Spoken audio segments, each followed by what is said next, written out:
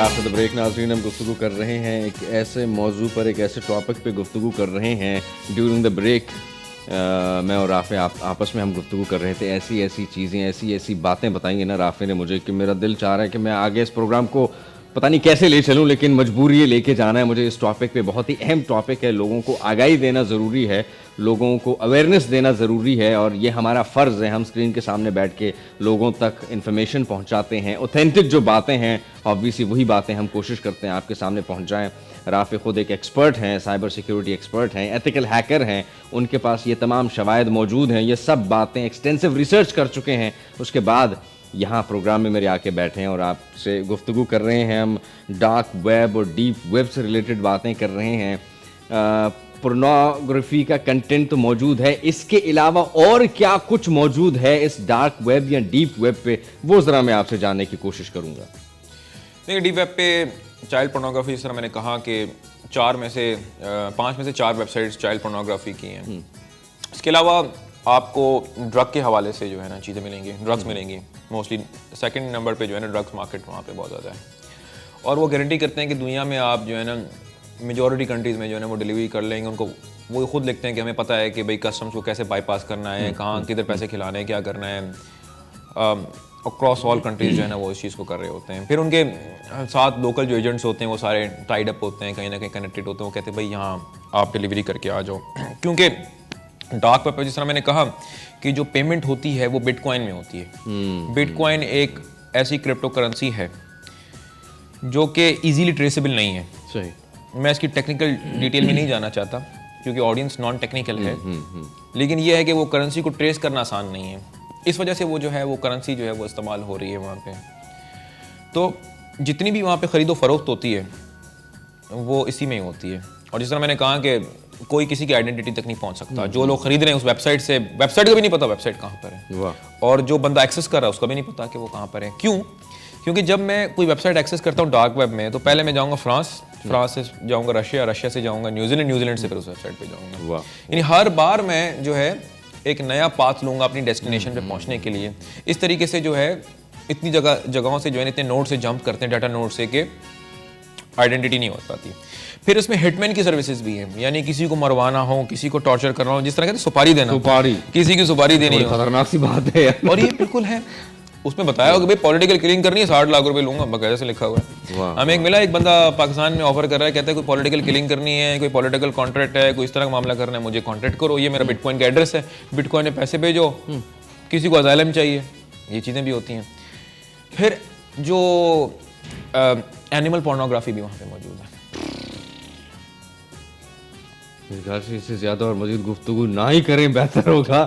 Child pornography humans ویسے ہی ان چیزوں میں ہے, لیکن اینیمل پورنوگرافی اللہ معاف کرنا مجھے پتہ نہیں. ویپنس بھی موجود ہیں. ویپنس جو ہیں ایسے ویپنس جو کہ عام طور پہ آپ کو مارکیٹس میں نہیں ملیں گے, وہ ویپنس جو ہیں وہ آپ کو پہنچائیں گے. ایلیگل ویپنز سب سے زیادہ پروہیبٹڈ بورڈز جن کو کہتے ہیں. نمبر 3 پہ جو ہے نا, یعنی پہلے چائلڈ پورنوگرافی ہے, پھر ڈرگ مارکیٹ ہے, پھر یہ ویپنس کی مارکیٹ جو ہے نا بہت زیادہ وہاں پہ چل رہی ہوتی ہے.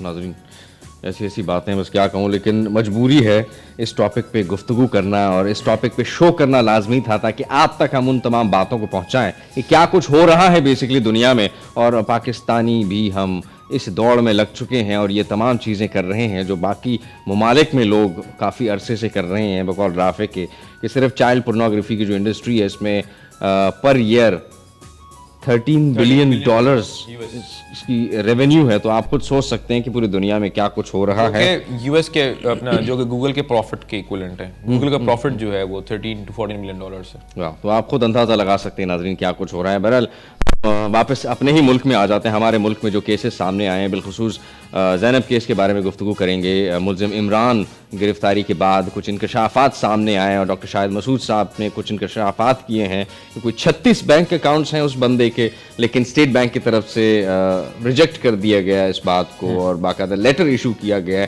اس بارے میں آپ کیا کہیں گے؟ دیکھیں, اب اسٹیٹ بینک نے ایک ورڈٹ دے دیا.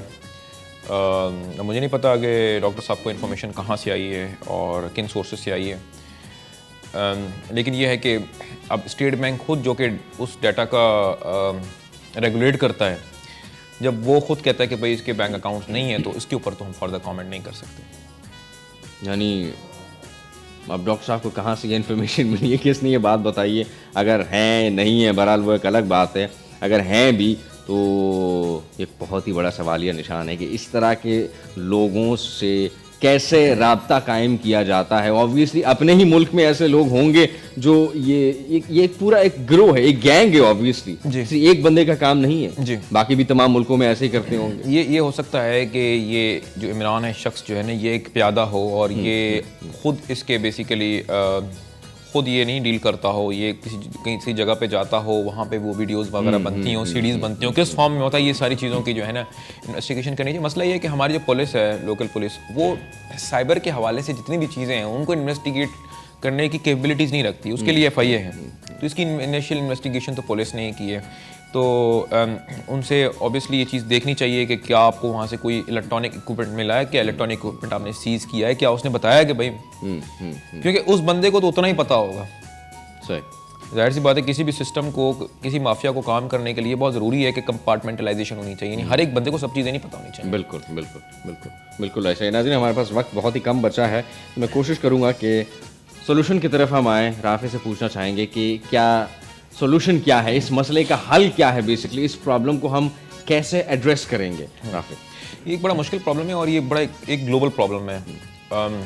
دیکھیں دنیا بھر میں انٹیلیجنس ایجنسیز کے ونگز ہوتے ہیں, انٹرپول کے ونگز ہیں, جو کہ اسپیسیفکلی ڈارک ویب کو مانیٹر کر رہے ہوتے ہیں کہ بھئی ہمارے کنٹری میں کوئی ویپن تو نہیں آ رہا, کوئی کیا کیا چیزیں چل رہی ہیں, ان کو اندازہ ہو رہا ہوتا ہے, ان کو انٹیلیجنس وغیرہ وہاں سے مل رہی ہوتی ہے.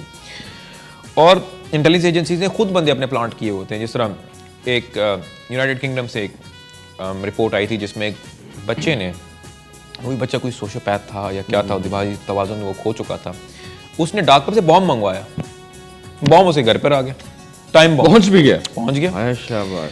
اب اس نے کیا کہ اس نے بام وغیرہ جیسی اوپن وغیرہ کیا دیکھنے کے لیے کہ کیسے فٹ کرنا, مینول پڑھنا شروع کیا. تو وہیں سے جو ہے نا اسی وقت جو وہاں کی لوکل لا انفورسمنٹ تھی, برٹش پولیس نے ریڈ کیا ہے, اس کو اٹھایا ہے. اس نے کہا آپ لوگوں کو کیسے پتہ لگا, کہتے ہم ہی تو بام بیچ رہے تھے. تو کہنے کا مقصد یہ ہے کہ ہمارے اوبیسلی میرا یہ اندازہ ہے کہ ہماری لا انفورسمنٹ کو, FIA کو, اور ایون PTA جو ہے, جو ریگولیٹری باڈیز ہیں, ان کو بھی اب پتہ لگا کہ بھئی یہ ڈارک ویب بھی کوئی چیز ہوتی ہے. اور اب میرا خیال یہ ہے کہ درخواست یہ ہوگی کہ جو DGFI ہے وہ FIA سائبر کرائم کے اندر ایک اسپیسیفک ایک ونگ بنائے جو کہ صرف اور صرف ڈارک ویب کے اوپر مانیٹر کرے کہ اس طرح کا کوئی چائلڈ پورنوگرافی کا کوئی کانٹینٹ ہے تو وہ کہاں پر ہے. اب یہ کانٹینٹ یہ پکڑا کیسے جاتا ہے, کس طریقے سے ٹریس کرتے ہیں, ٹریسیبلٹی بہت مشکل ہوتی ہے اس میں, لیکن البتہ ہم کچھ نہ کچھ اندازہ لگا سکتے ہیں. ہم یہ نہیں کہہ سکتے کہ بھائی ایک بندہ ڈارک ویب اگر استعمال کر رہا ہے تو اس پہ وہ کیا دیکھ رہا ہے, کیونکہ وہ سارا کا سارا کانٹینٹ جو ہے وہ انکرپٹڈ ہوتا ہے, آپ کو نظر نہیں آتا. لیکن ہم یہ ضرور بتا سکتے ہیں کہ قصور میں, یعنی اگر ہم ایک مانیٹرنگ کا سسٹم لگائے PTA, تو وہ یہ بتا سکتی ہے کہ بھئی یہ قصور کا ایریا ہے, اس ایریا میں کتنے لوگ ہیں جو کہ ڈارک ویب استعمال کر رہے ہیں. تو مثال کے طور پہ کہ چائلڈ پارن کی کوئی ویڈیو ہے, وہ پاکستانی کسی بچی کی ویڈیو اپلوڈ ہوتی ہے اور وہ 8:46 پہ ہوتی ہے, 8:46 پہ ہوتی ہے, اور ہم یہ دیکھیں کہ قصور میں یا کوئی افیکٹڈ ایریا میں کتنے اتنے لوگ تھے جو کہ اس وقت آن لائن تھے, تو ان لوگوں کو ہم لوگ کوریلیٹ کر کے کچھ کہیں نہ کہیں پہنچ سکتے ہیں. اس کی میں آپ کو ایک چھوٹی سی مختصر اگر ٹائم ہے تو میں ایک ایگزامپل کوٹ کروں گا. یونیورسٹی آف ہارورڈ میں ایک بچہ تھا, اس بچے نے کیا کیا, ایک ای میل آتی ہے یونیورسٹی آف ہارورڈ کو جو وہاں کی مینجمنٹ کے 2 بجے یہاں پہ بم بلاسٹ ہوگا. اچھا, وہ ای میل جو آتی ہے وہ آتی ہے کوئی 8:40 پہ ای میل آتی ہے وہ.